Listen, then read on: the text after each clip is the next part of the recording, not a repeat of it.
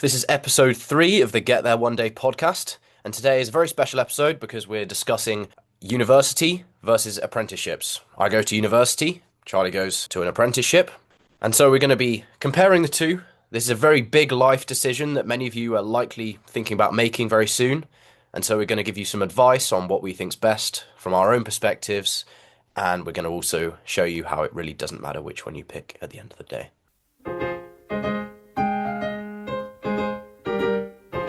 I mean, I've done both. I did uni for a few months, as you know. Didn't really like it, to be honest with you. I think the main thing for me was the financial aspect. Obviously, Bath is not a cheap city to live in, as you're experiencing now. Um, but I had a job, I had a part-time job, which I ended up doing like 30 hours a week working in that cafe, and I still was really struggling with sort of the living thing. And I just thought, actually, I don't want this for the next 4 years. I want to go out there, get some experience, earn some money. I can still get the degree at the end of it, and I'm not paying for it. I mean, it's obviously you hear a million people say on TikTok, "Oh, you get a free degree. There's no debt, blah blah blah." But it is correct, and that is, in my opinion, the biggest benefit of an apprenticeship. Yeah, I mean, I think with uni, you really want to be sort of diving into the uni lifestyle, and I wouldn't say the uni lifestyle involves that much work, at least in first year. Certainly, all my housemates now have some kind of job, um, but last year we didn't as much. Everyone's financial situation is different, so I appreciate if you need to work a bit more. Um, Personally, I found a great source of income in tutoring. I found that it's been great for getting a balance. I mean, I've said to you, it's £40 an hour. Which, you know Admittedly, what, at 19, no one's earning £40 an hour for anything. It's yeah, so I can sort of work 4 hours a week. That's once a night, kind of for 4 nights of the week. And I can get 160 quid, which sort of in a month, that's enough to pay rent. But obviously, not everyone's in the situation to be able to get tutoring like that or to be able to do tutoring. Um, but I think for me, that's been a real benefit because it's allowed me to immerse myself in the uni life, which we'll sort of get into a bit what we mean by the uni life. Um, Do you not worry about having a lack of experience professionally? I mean, I know that your plan is that you don't ever want to work. You want to be able to, like with Supercharge and other ventures, you want to be able to just be self-employed from the day you graduate, or even if you drop out. But mm. do you, if it doesn't, if that is, because it's a strong possibility that that isn't going to be the case, do you not worry about coming to the end of your degree and having a lack of sort of things to offer to companies? um, I think the fact that Bath has a good placement scheme helps. Have you applied for placements? No, I'll be applying next year. So in sort of September, I'll be applying. Yeah. Um, I think that'll be good because it will give me probably a return offer for a job. Um, Placements aren't offered by maybe the top companies, so like you'd be unlikely to get a placement from Google. Yeah, yeah. Um, but then again, I think if I worked for Google, I'd end up being massively drained. You wouldn't Um, have time to focus on your, your other yeah, ventures. You would the end up idea making for me is more. if I do have to go into a job, you notice the terminology have to, don't really want to, but if it's needed, just while I sort of build a startup in the background, I'd want something that's, I can do it and then I can come home in the evening and still have a bit of time on my Yeah, hands. yeah. But no, it is a bit of a concern. Obviously, looking at your situation, you're clearly getting more kind of industry experience than I am. Um, I think at uni you have to be a lot more independent in terms of not necessarily than you, but compared to how you were at school. No one's going to tell you, oh, you need to go and get an internship. And I've maybe been a bit lousy when it comes to internships, but I do think kind of having a startup and building that alongside uni That's is very probably, attractive to any employer. I yeah, mean, and if exactly. you've demonstrated that you've got the skills, which I think, and that's sort of a point that I think we are going to quite make quite frequently in this episode. You said it at the start, the path you take, whether it's uni, an apprenticeship, or something else, ultimately long term doesn't matter that much. I think the type of person you are, the skills you've got, how you are with people are 100% more valuable than having a certain degree. Or and there is value to a degree, massive value, and there's value to having experience with certain companies, but you're ultimately the people who are bound to be successful will be successful, and those who aren't won't be, and that's just the way it'll work out. And I think the path you take when you leave school is only a small part of what contributes to that outcome. Do you think that an apprenticeship limits you to certain niches? Because, for example, I don't think I could have got an apprenticeship again for like Google as a software No, engineer. but you could. There's companies like Accenture that do a technology apprenticeship where you do 4 years working in just their technology team doing a variety of things, and then you graduate with a degree similar to yours. I'd obviously not from a uni of the same level, but a degree with similar in a similar field. Um, And I think the benefit of an apprenticeship is it's the way I explain it to people that speak to me about it that don't know very much is, at least in my experience, and it won't be the same for everyone, but with my company, it's like a 4 year placement, like a uni placement, where you do a bit of rotation among teams and you see what you're good at and you see what you like. And what's good about it, you're still providing value to your team. It's not like you're just there and you're wasting space and they're giving you fake work and you're shadowing people. You go and you do genuine, meaningful work. In a variety of teams, and then you can decide where your area of expertise and enjoyment lies, and then you can sort of prioritize from there. I think it's quite a common argument that apprenticeships are too niche and that you can't sort of build off them because you're confined to that area of work as soon as you go into that apprenticeship. But I don't think that's correct. Like my apprenticeship's in project management, I do a lot of data analysis work, and I could end up graduating from my apprenticeship and going and getting a data analytics role. And there's, that's just an example of the fact that you do pick up so many different skills in an apprenticeship, which you can take into different sort of areas of work. So I think it opens more doors than people maybe give it credit for. Yeah, you mentioned about bringing value to an employer, and I think that's quite important because it's something that when I've been looking for internships, I found that often companies don't offer a summer internship because they don't feel that you can bring enough value to them. And I'd be concerned, to be honest, if I could bring enough value to a firm after only, 2 months of being there. If it's high skilled enough for me to have to learn what to do, so maybe I think often it's accepted that you could learn it in a year, and that's why these companies often offer a placement. So I was looking at a cybersecurity placement with the company my uncle works at, Fortinet. They don't offer a summer internship because they don't feel that you can learn everything in that 2 month period. But generally in a placement, they'd say after 6 months you've got the skills you need, and then the other 6 months you're actually bringing real value. Would you say I don't. that's I mean, I don't agree personally. I started my apprenticeship in September. I spent 2 weeks, the first 2 weeks, sort of doing a bit of shadowing, you call it, and learning. But I was given independent pieces of work, nothing massive, but from sort of 3 weeks in, independent pieces of work which did genuinely have value. Like even little bits where a bit of analysis I did save the company like 3 grand a month, which is nothing, but it's still, it's still value objectively.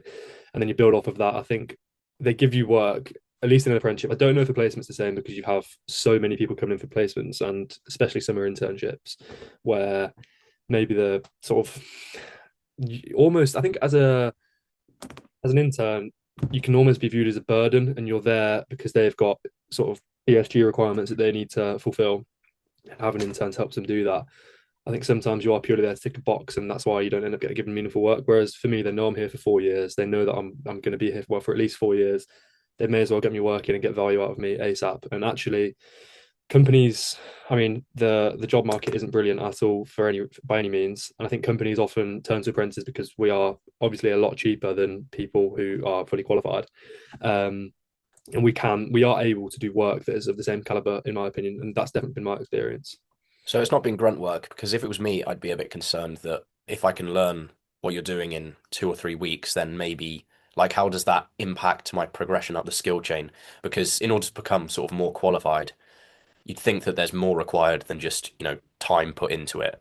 Like, It's like anything. You spend like even if you could compare it to uni, a new module, you spend 2 weeks, the first 2 weeks familiarizing yourself with the content, and then you write an assignment on it, and then you do a project on it, and your understanding builds up. And it's just similar with me in the apprenticeship where I do a little bit of work and then I build off that into a bigger piece of work. And over the course of my apprenticeship, I'm slowly but surely. There's a girl in the year above me who at this time last year, when she was in her first year of her apprenticeship, ended up being given an entire £4 million project to run. Again, in project terms, £4 million isn't loads of money, but it's still an 18, 19 year old who's been given responsibility for that amount of money. I've just been given a bit of work where someone else in my team and I are writing a business case together, and then that's going to be reviewed by the CEO of the company, essentially go up that food chain and to justify the spending on the project that we're trying to do next year. So in my company, I'm not going to say who it is, but it's a fantastic apprenticeship employer. And actually, my manager has been brilliant at giving me exposure to pieces of work where there's value to it, I'm learning, but also where I've got enough support if I need it. And I think that's quite an important thing to point out. Actually, it doesn't. I think it's quite easy to say, "Oh, apprenticeship's better than uni," or "Uni's better than apprenticeship." But actually, there's so many variables. Like, I've been very fortunate with being blessed with a line manager who is really helpful, who will help me with everything I need to, but also give me that autonomy of my own work. Whereas I could equally, there's friends of mine who work with me who don't particularly like their line managers. They don't get given much work. They don't get given much responsibility, and they're sort of just sitting there flicking through emails all day. So it's we can't make the argument that one route is better than the other. There's so many variables that can contribute to the outcome. Yeah, and it's a personal choice. And as you said, you were struggling in full-time uni. I'd say I think the money probably wasn't the only reason you left. Your course wasn't great, was it? It was I mean, not much work. we talk about value.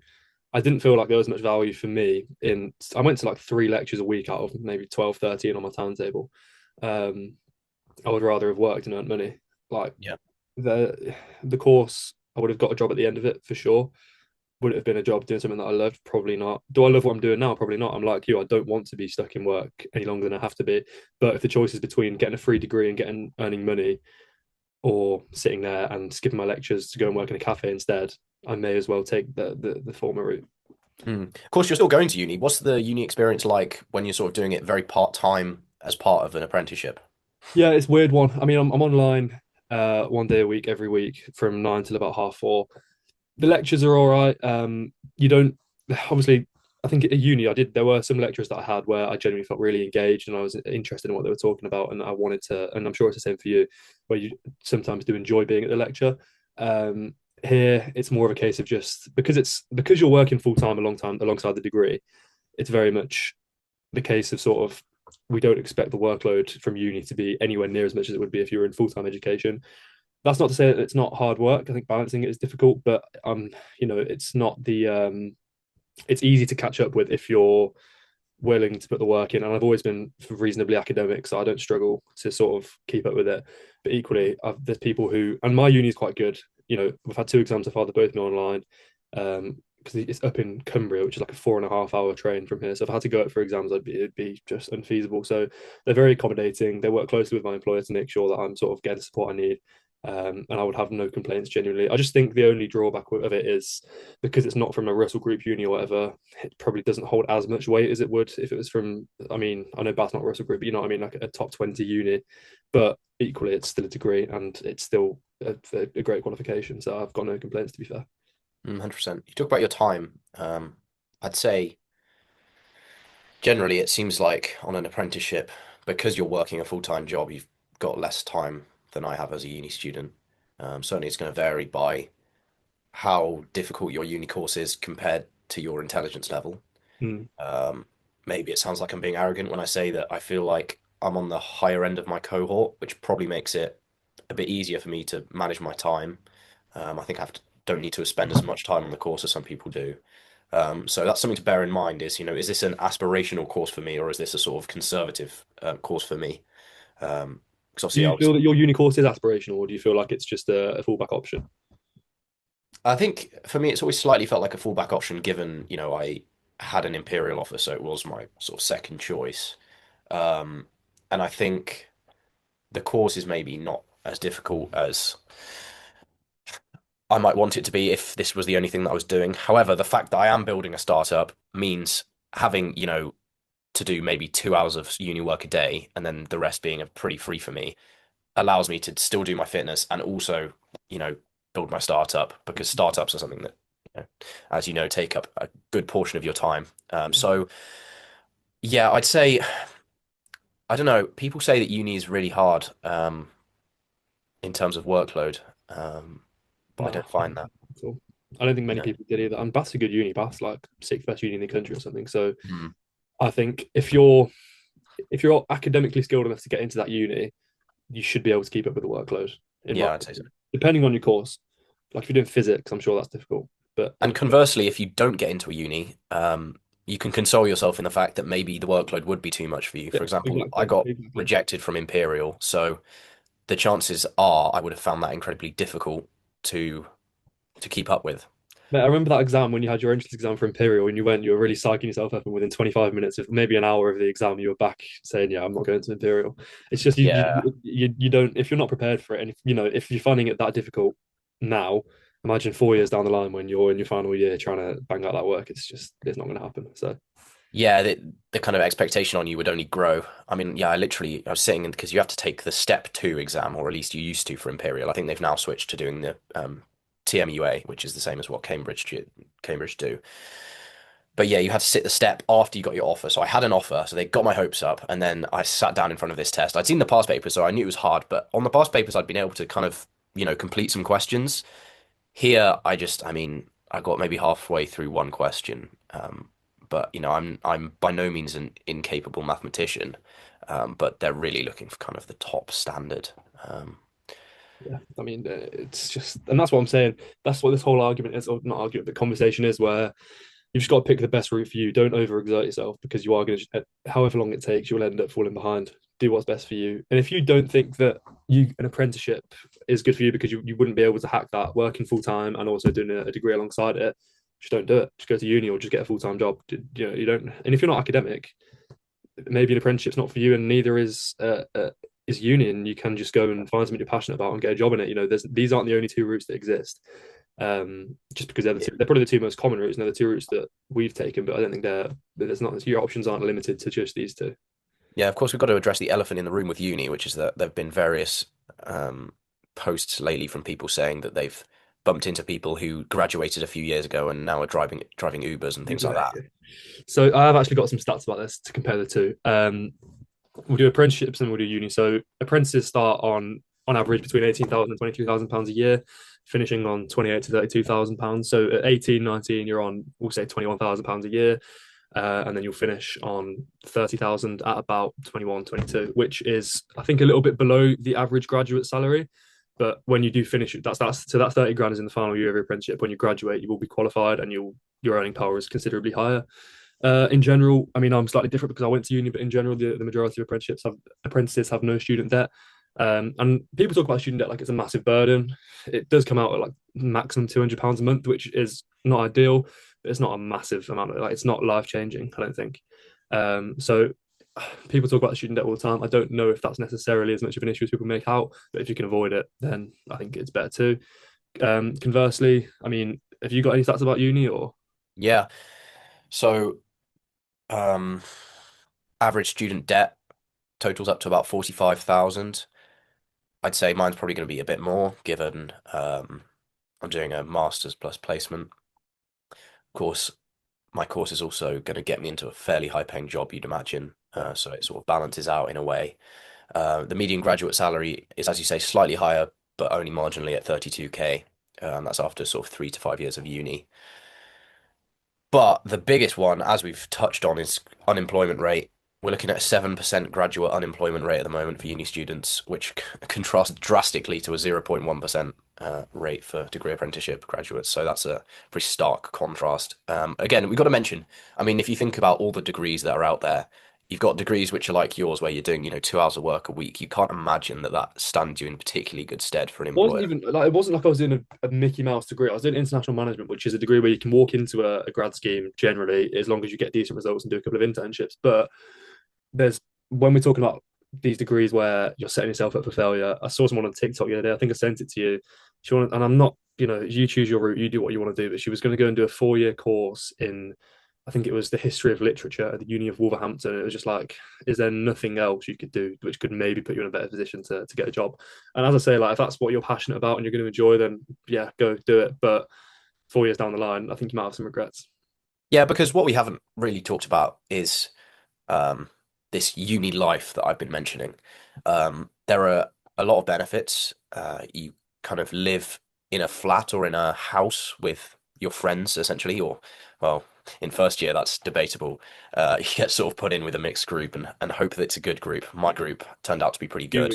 We were both lucky, to be fair. I think Yeah, in general, you do get on with your first year flatmates, unless you're yeah. So in terms of a typical first year uni accommodation, you'd be looking at probably from about 6 to 30 people in a flat. So it's a kind of big range. And obviously, I can only talk for Bath, really. So there are some that have about 30 in a flat. You'll have maybe two kitchens for that, but then that's still like 15 people in a kitchen. Ours was seven, but then again, ours was quite a bit more expensive. Um, and when you're, of course, for me, I was coming in with it being my second choice, so I hadn't actually guaranteed myself accommodation. So you kind of get shoved into whatever they can find you, really, and you have to kind of be like, okay, I'm going to bite the bullet and pay more money if I have to here. or get put in an absolute hellhole. Yeah, because Bail. they give you the portal to select. you still get to select your top choices. I think you only get three instead of like 10. How many did you get when you selected your Seven I accommodation? got, which is I think all of the accommodations on campus. There's only seven on campus, so Yeah, it's literally. I think you selected like Eastwood Green and Eastwood Terrace, which is yeah, basically the same thing. cheapest. Well, second Uh, cheapest, but yeah. yeah, whereas I only got maybe three to five choices, and none of those choices were heeded anyway. So I don't know why they gave me the choice They just put really. you where this. I think they give you that choice so you feel like you're given having some input, but you're not. But It's then my top choice was Eastwood, which looking at yours was a bit damp and you know. mate.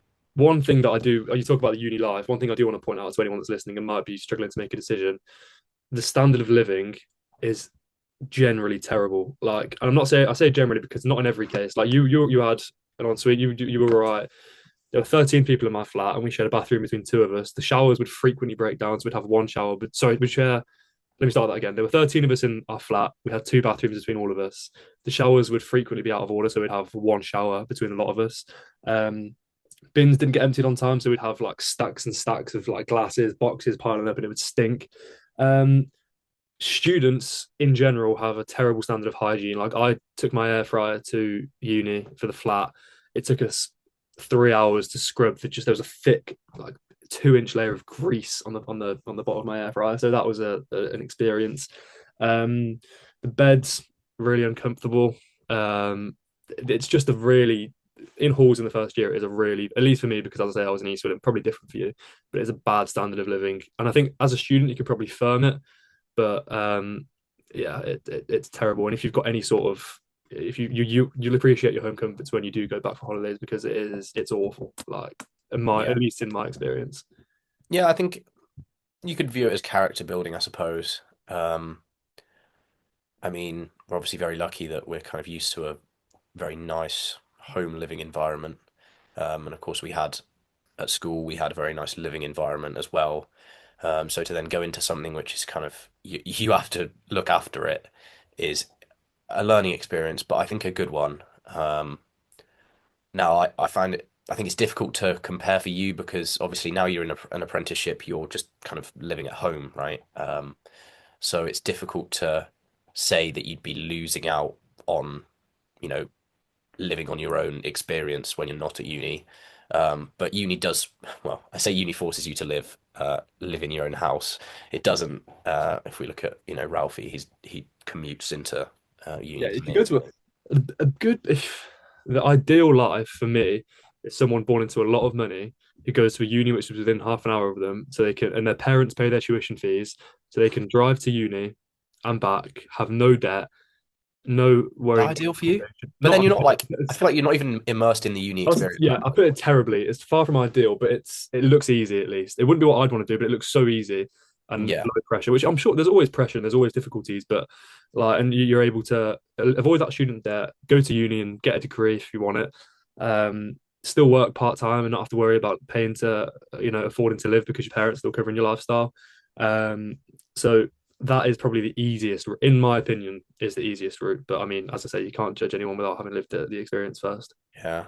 I think I'd be worried if I did that I'd have no friends because, I mean, often like I mean, if you're driving to uni, I don't see how you're going on nights out with people, and obviously there's the trains, of course, Mm. but still, like, you're not then going back to the flat with them or anything. I think it would be a very different experience. And I don't think that would really be uni. We Uh, talk about the uni experience and how it's the main benefit in over an apprenticeship of uni, in my opinion, is the connections and making friends. It doesn't set you up to do that, does it? It really, like, as in the experience we just talked about, it doesn't set you up to sort of you know no, branch yourself out. no, not at all. And of course, even being at uni doesn't force you to make friends, but it's, It's a lot easier. There's a lot more natural friend making opportunities at uni yeah, than I'd say if you are going to uni, which honestly, maybe a good proportion of the people listening would yeah. be. You've just got to throw yourself into it and be very open when you go there. You don't have kind of predefined ideas of, what your future friends are going to be like, because I think that changes. And the people you bump into might be the most random people who you get on with. But everyone there is looking for friends. So that's what you've got to realize is that, Everyone's in the same boat. you know, but in contrast, to be honest, once you've gone through maybe first year or even the first half of first year, everyone's just got their friend groups. No, I'll be So honest, then, the first 2 weeks, I was very lucky. I mean, you and I are both quite outgoing, and I found friends quickly. People that didn't, like, it's tough if you don't in the first 2, 3 weeks. Even freshers, like someone came on we all went on the down on the Friday of freshers. Someone arrived on the Sunday and they just really struggled. Like yeah. people attach quickly. But that's not to say that you're not going to make friends if you're a bit more shy. You'll find your people at uni, and Yeah, I think that is it's very easy. It's very convenient to like be friends with your housemates. So I think you probably will end up being friends with your housemates. Like if I think about most people at the uni I know, they're friends, very close friends with their housemates. Um, so I think it's a bit more challenging to find housemates. Sorry, not housemates. Find mates outside of your house. Um, but that is also beneficial. I think it's easy to do still at uni. If whether it be at the pub in a society, just in lectures, because there's all sorts of different places you can get friends from. So that is a huge benefit, I'd say, of uni. yeah. That's what I'd say is probably the big. I mean, I've still made good friends in my apprenticeship, but it's not as easy to maintain. Like we see each other once a week, maybe, like, if we're lucky. So sort of the friend making opportunities at uni are a lot more natural and easy than they are in any other route. It just depends. It just depends on you as a person. We're not here to tell you, yeah, do this. This is the better route. It's just we're giving you our own lived experience, and you can hopefully make an informed decision off the back of that. I mean, if you think long term, and we're not necessarily looking at anything more than if we look long term between these two routes, as I said earlier, this your long term success is more dependent upon you as a person, the sort of the way you are with. I think your people skills are huge, and I think actually probably the most important skill you can have more than a degree, more than professional experience, is being able to sort of appeal to people, make people feel valued, and also advertise yourself. The gift of the gab, that's what my dad always calls it, just being able to talk your way into anything. I think that having that skill and being that sort of person will definitely put you further in any endeavor than any sort of degree or apprenticeship or anything like that. Of course, Yeah, there's I value to the think. apprenticeship and the degree, but you know, Mm, it's up. Yeah, I think I think it's quite sad to see some very intelligent people ending up as sort of work slaves. I think personally that, you know, being intelligent is a gift that you should use to be innovative. Of course, intelligence and creativity don't necessarily always go together. So often, people are just sort of maths demons and they can't, apply it to anything and they can't, think of any ideas for anything. And all they want to do is you're just, just told what to do and how to do it. yeah. But I think to waste, you know, the God-given opportunity of, starting your own business or trying something different, um, personally seems silly to me. It is And I think definitely you a probably waste. agree. Yeah, 100%. I like. I've always been quite good writing wise, not exceptional, but better than most. And like I try and use that to help people and do good where I can. Like people, job applications these days are huge and take like an hour per application. And my girlfriend's mum the other day was applying for some jobs. She's in a role at the moment. She was looking for a better role. And I sat there for probably 3 hours just writing these long applications out with her because I just think, as you say, it's a waste. If you've been given a gift where you are maybe have a skill which some people don't, why would you waste that doing something where there's no value to it and you're not going to help people and you're not going to sort of get the most out of it you possibly can? Like I talk about my job now, there's value in it. The company I work for is a company that does provide value and it's a good company in my opinion. It's not like I'm working for a missile firm, um, but it's not what I would want to do with my whole life. I don't want to spend my whole life and waste all of the skills I've been given and that I've earned to sort of help other people. And well, no, that's the wrong way of putting it. 'Cause I do want to help other people, but sort of put money in other people's pockets and do things that aren't necessarily that valuable. Um, there's ways where I can provide value with the skills that I've got far more effectively than I am currently. Which I think that's the same for everyone. Nobody wants to be working a 9 to 5 because people are generally skilled enough and creative enough to do more with their lives. But it's just too convenient to have a 9 to 5, and life is far it just gets in the way. Yeah, absolutely. And a big concern that I have kind of coming out of uni is I have a big decision to make of whether I just go straight into doing a startup, and that's something that is very volatile. It's something that you potentially, you know, wouldn't be able to do that without support. I'd probably have to be living at home. It's unlikely that I'd be, unless I got funding, it's unlikely that I'd have an office or anything. Or do I, earn some money first? But the issue there is that I've heard people say that once you're kind of in a job, you're sort of locked into it, right? Which is not true. No. But it is difficult to kind of go into a job and then kind of drop out of a job and then take a pause in your kind of professional development to try something and then go back to it. Which is why I sort of, if I could go back, I might actually consider doing a gap year because I think that's potentially a good time. You've got absolutely like no pressure on you whatsoever during your gap year. Um, you know, you don't Would your have to go parents to not? uni. Would your parents have not have said you need to get some sort of job during your gap year? Probably. To be honest, I don't think. I think my parents would have. Well, I mean, I can't see that. Like, surely I could have done tutoring. That's true. But yeah, I feel like that's something that people's parents are maybe a bit averse to. I can see why, you kind of want to get on with it and get into uni. But if I think back to it now, that would have been a very good time where I could have just, locked in. But Hmm. whether, at that age, it requires quite a lot of nous to sort of realize that that's a good opportunity to do that. You So are I'm right. not saying that, There's a lot of pressure on you to make a huge life decision at 18, isn't there? 17. yeah, yeah, Like it's you sort of expect to determine a big part of your future path at a very young age. yeah. And of course, there's the other thing that parents are very set on uni, aren't they? Um, Generally, yeah, just yeah, because of how how it works in terms of how what's always been the case that people do. I think there's still a kind of stigma around apprenticeships maybe being more of a sort of man, polytechnic thing to do, like a sort of, lesser. subpar thing, yeah. Which increasingly, and they're trying to tell people this at schools, and I think it is slowly working, but it's not necessarily the case. I mean, there's people on my apprenticeship. Like I got an A star, two A's and a B. Like and I did well enough to get into a good uni.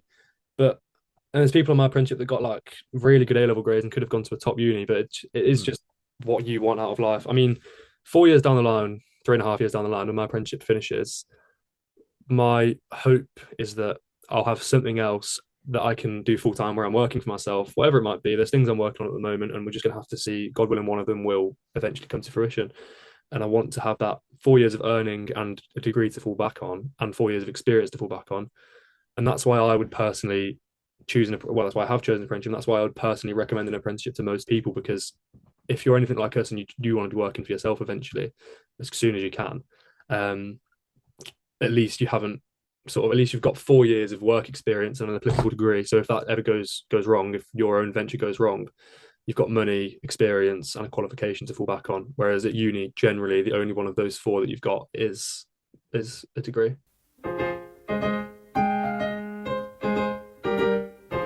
Yeah. Talk to me a bit more about what it was like kind of making the decision to go to uni, and then kind of going back on it in a way, and sort of going to an apprenticeship. What were the struggles that you had in that?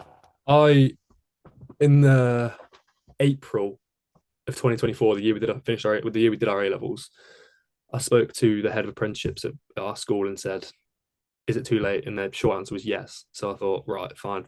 But I already had doubt in my mind about uni, just because I'd done a bit of reading, like the stats that we've just reeled off, and you sort of look and I thought, is my degree gonna put me in a brilliant situation in 4 years' time? Probably not. Um, but then I thought, well, there's no other option. And then I thought in maybe August, should I take a gap year? But then I thought, no, I'm just going to go for it. I think getting invited down, I was still very much committed to my football at this point. I think getting invited down to play pre-season, Bath is Forced your hand a little bit. yeah, well, it's a really, really good sports uni. Like, there's no disputing that. It was a really good opportunity for me football wise. And I thought, yeah, I'm just going to do it. But I already knew that it wasn't what I wanted to do when I went. I stopped with the football pretty Yeah, soon. killed your love of football a little bit, It didn't it? really did, yeah. It was a bad, and I'm getting back into my football now, but it was such a bad experience football wise, which we might get into in another episode. Um, and then I sort of thought in the November, I thought I'm just every single month that I'm here, or every single term that I'm here, is another 4 grand in, well, another 2 grand in student loan that I'm wasting, Yeah. and I'm gonna have to pay back eventually. So I just bit the bullet, took a impromptu gap year, worked in a bakery, like restaurant thing for 9 months, which is actually really good. I've loved the people I work with. It's hospitality. Hospitality is not a fun thing to work in, we both know, but Mm. it, you're talking to people all day, it improves your confidence, it's money, it helped me save up. Applied for this job, thank God I got it. And yeah, here I am. But I think I knew from even before we start our A levels, I didn't really want to go to uni. Mm. I sort of just went through the motions with it anyway, which I wouldn't, if I had my time again, I would have just said I'm taking a gap year before I went to uni, applied for apprenticeships, and I wouldn't have the student debt that I've got now. But by the same token, I experienced it, and at least I know now that it's not for me, and I don't have questions. So Yeah. Would you say, given your predispositions, your kind of idea of what it might be like at uni, this idea of that, you losing money and all this, do you think maybe anything bad that happened at uni kind of worsened that and it was sort of in the back of your mind and yeah, anything? what it's what confirmation bias sort of Yeah. thing. Yes and no. I think it's impossible for it not to have, but I did genuinely, really, really try to go into it with an open mind and think, right, I'm here now. And I did love parts of it. Like the living with your mates thing is brilliant. I had such a laugh sometimes. There were some really good bits, but there were just some that just the good outweighed the bad ultimately. And it probably, like I said this earlier, came from if I was an aristocrat and I came from loads and loads of money, my parents could like pay for my tuition fees and for me to live there and send me 2 grand a month to live off, like some people do. I probably would have been sound. It's like, yeah, I've got no pressure on me, but actually, I want to do it myself. I want to go out there. I want to forge my own path, um, and that's what I think the route that I've taken now is allowing me to do. Then again, the urge to be mediocre and do nothing with your life and lack ambition as Yeah. an aristocrat. If everything's already sorted out for you, there's the chance that you'll just do nothing and just coast through life. So I A think, lot of the people we went to school with who have come from a lot of money, whose parents prop up their lifestyle, aren't on the best path they probably could be now. I think it's fair to say. I think there's two ways you can go if your parents are very rich. You can, which obviously my parents aren't very rich, so I can't exactly know, but I can observe, is that there are those who have successful parents and their parents kind of expect a higher level from their children because they know what it takes to get to that level. And I think there's also the other side where I don't know, I don't really know what happens. I don't know if their parents just got rich by chance or if they didn't quite appreciate what it took them or if they are just kind of their parenting style's wrong. But Mm, either way, their children kind of end up having no ambition. drive, yeah. I Maybe mean, just because they don't have to kind of want for anything. Um, I'm far from. I didn't. It's not like I'm an aristocrat, but my parents are both successful. They've both my dad and stepmom both grew up in council estates in not very nice parts of the world. Both very ambitious. Both built several successful businesses. And I think you spoke about those two routes you can go down there. I think I'm definitely the former. My parents know how much hard work is required, and they're willing to give me steps up where they can with the money that they've earned, whether it be obviously school, nice holidays, and they did give me money towards uni. Make no mistake, but it yeah, just wasn't enough. I think I can see where they were coming from with, limiting the amount of money they gave you. I think it is important to learn to fend for yourself. Yeah, I think maybe they got it wrong in how much they supported you. Although think about it, like I was fine and I didn't receive any financial support. Did I just take out more of a loan than you or you had something? a bigger loan than me, and so like my dad paid my rent, for example, which is more than he needed to do. Like that was Yeah. brilliant. Um, I just I made a massive error, which if you're going to uni, I would 100% say don't do what I did. I didn't save very much money going into uni at all. Had a few hundred quid, maybe just shy of a grand saved, which sounds like a lot of money when you're 16, 17, but it's not. It doesn't go very far at all. Mm. Um, so I didn't set my, and I can say that I couldn't afford it. My parents did give me not as much help as like, for example, some of our friends who are just getting everything paid for them got. But my dad paid my rent. Um, I got a loan for my tuition fees, and I paid for my own food, my own living, other than my rent, which is similar to you actually, isn't it? But I just think Well, I yeah, didn't I set mean, myself one up thing as I'd well as I could. say, like the student, the maintenance loan that they give you doesn't cover your living costs. Um, Not even because close. no, it's like a grand and a half per term. Mm. I mean, uni doesn't really do it in terms; it's more like semesters. But there are technically terms when you get the money. That in first year will not last very long. Yeah, obviously if you go there kind of wanting to just lock in, study, and not socialize, then you'll be fine. Mm. But that's often not the way it goes.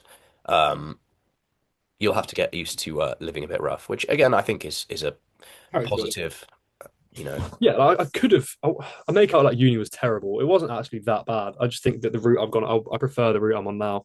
Mm. Um, but I think one thing for me, and I think you'd probably say the same, save up as much money as you can before you go to uni. A mate of mine had saved up 9 grand of his own money from working all through sixth form, and he had the best life ever.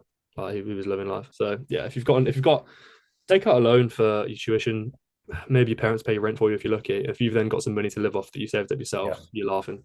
I can't say how much of a pain paying off the student loan is because I haven't started and I won't start for a while. Um, I've been told that it's not much of a pain, but then that's by my parents who I swear they went to uni for free back then. My So sister, my sister, I think paid the same that the 9,250 that we were paying, and it's like it's not ideal. It's like a few hundred quid, a couple of hundred quid out of your payslip every month. It's annoying, yeah, but it's not detrimental. yeah. Okay.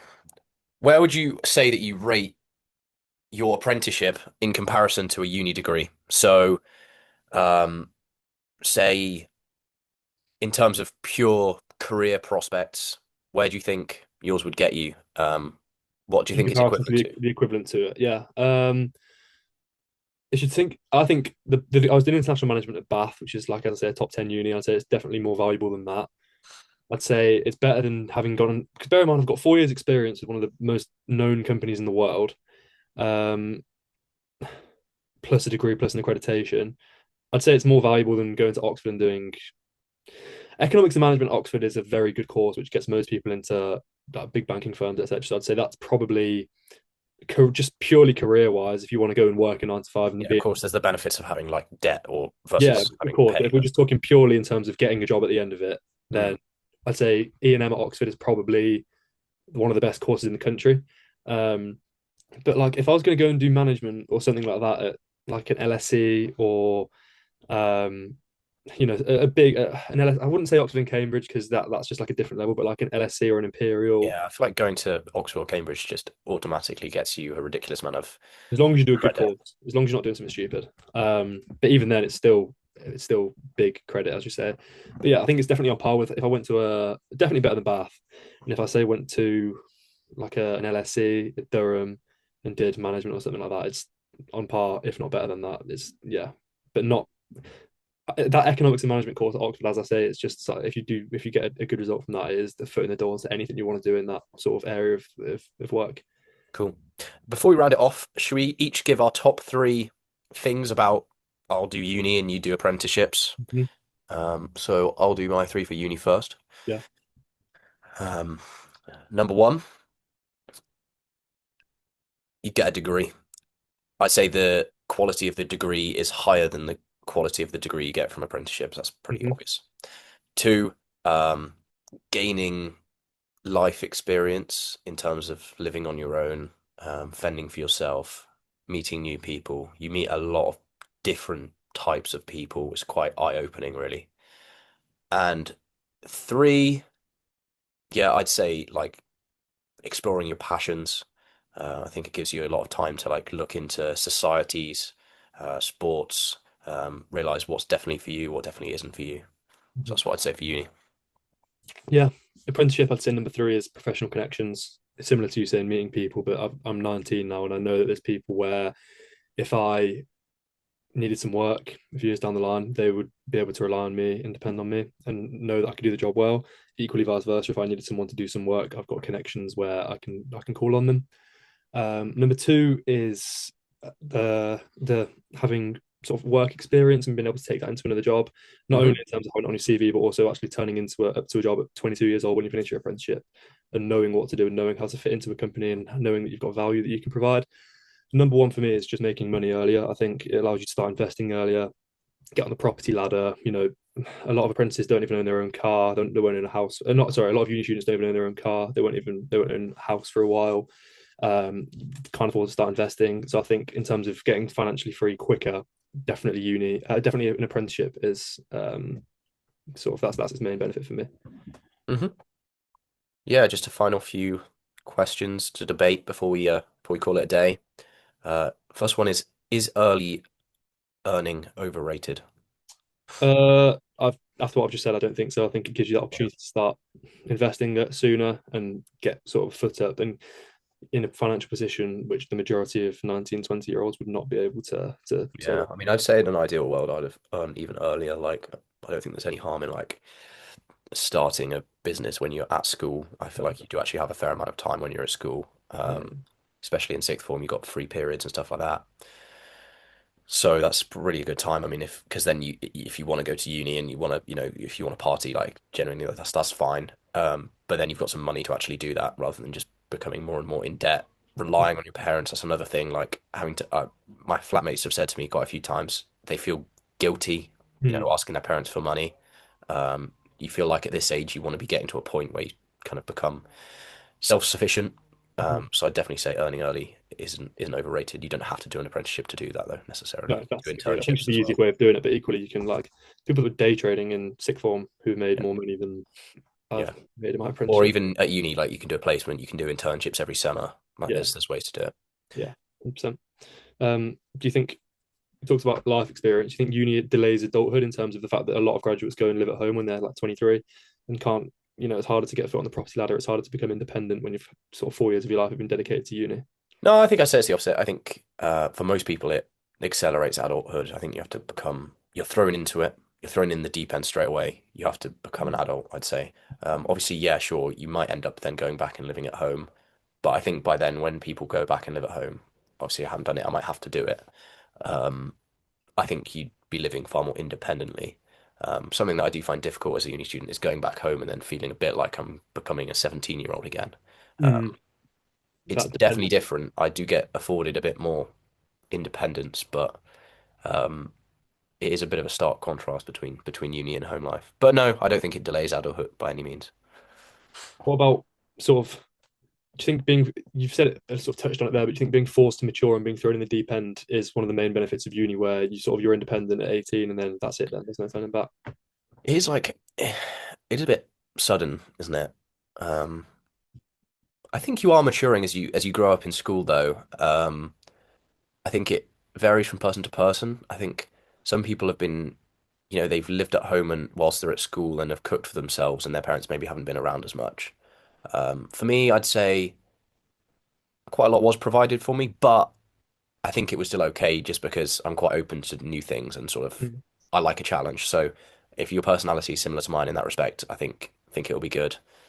But I can see how it can become very overwhelming and potentially for you that was part of it. The whole kind of throwing you in there and it feels a I, bit much. I was a bit like the first, then you mentioned there people that sort of cook for themselves. I mean, I made dinner for myself most nights. Like, I did a lot of Mm. my own washing. That side of stuff was fine. Um, I like being around people, which uni was good for. Again, I think an important point to make is that uni wasn't great for me, but it wasn't awful. I just sort of I wanted to do this more, and I think I'm happy. I think both of us are happy with the decisions we've made. I think if we had our time again, we'd make the same decision. Yeah, for sure. I think an important point to sort of drill home is that again, I have mentioned it, but your success long term will be more dependent on the type of person you are, how willing you are to take risks and put yourself out there and graft than whether you've got an apprenticeship or went to uni.